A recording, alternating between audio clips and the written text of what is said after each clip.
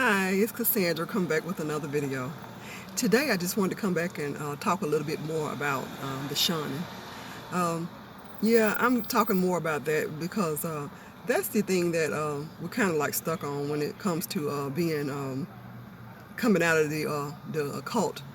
Because when we come out of the cult and we can't speak to our family members and friends, and we're shunned and kind of like the people that's still in there are really encouraged to like hate us. They'll say that they are doing it out of love, but if anybody just standing by watching, they can tell what it's all about. And more than anything, it's about fear, because they fear the knowledge that we have about the cult. Because anybody else around just looking, they think that the Jehovah's Witnesses are very nice and kind-hearted. But as we know, because we went in it and we came out of it, we know what it's all about. So we're people that's very watched and noticed. You know, I was watching a movie a long time ago. It was called The Manchurian Candidate. And I haven't seen it in a long time, so anybody who's watching this can go and watch it again if they haven't watched it. But it was just about like that man was just like a ticking time bomb. He was just waiting to do something wrong to people, because he was already programmed to do it, and if it was at a later date, but he was programmed already in his mind. They had him set up where some things that would trigger him, and then once he was triggered and set up, then he could do the thing that they wanted him to do, even though he was unwittingly knowing about it. He didn't know anything about what was really going on. And see, that's the same thing. I look at people that was in the cult and came out. We look at it and we can't even understand why we subjected ourselves to that kind of garbage all those years. And the things that we even did in there, shunning people ourselves and going out in the hot sun and knocking on doors and bothering people who clearly didn't want us to be there, but we kept doing it. Sitting in long meetings and long assemblies and spanking our children just because they wouldn't sit down because they were tired and stuff like that.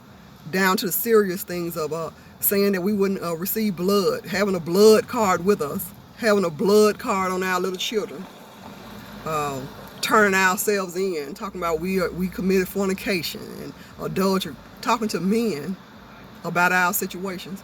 So we just really looked at it like we could see that we were programmed ourselves. So now I really encourage everybody to deprogram themselves, because you wouldn't want to be a case like being triggered. Every time somebody said something about the thing, like they'll say, somebody at church, you could be enjoying church real good until somebody say Jesus is God. And then at that point you get mad, you almost lose it. You could almost turn a table over when they said that.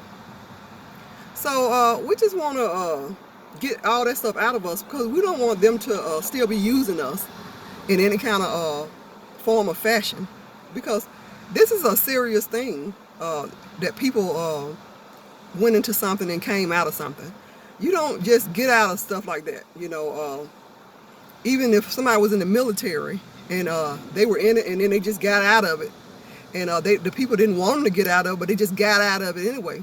That's called AWOL, and there's penalties to be incurred for people who do things like that.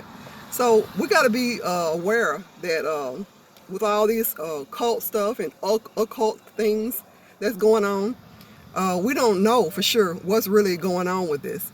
So I want everybody to do their research, take care of themselves, take care of their minds, deprogram yourself on every occasion. When these people, you see Jehovah's Witnesses out, don't start getting tensed up and like you're supposed to tell them that you are disfellowshipped or apostate or something. Hey, how you doing? And keep it moving.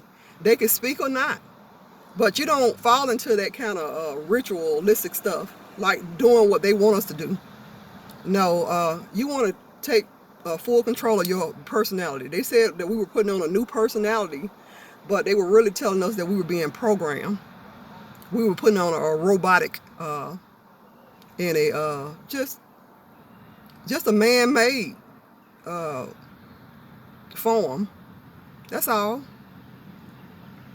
We were putting on a personality that was that men can enslave us and have us do anything that they want us to do. If they tell us to marry somebody, we'll marry them. If they tell us to divorce somebody, we'll divorce. If they tell us don't speak to our fathers, our mothers, I mean, down to stuff that people just looking like, what? They don't even believe it. They think that we're making this stuff up.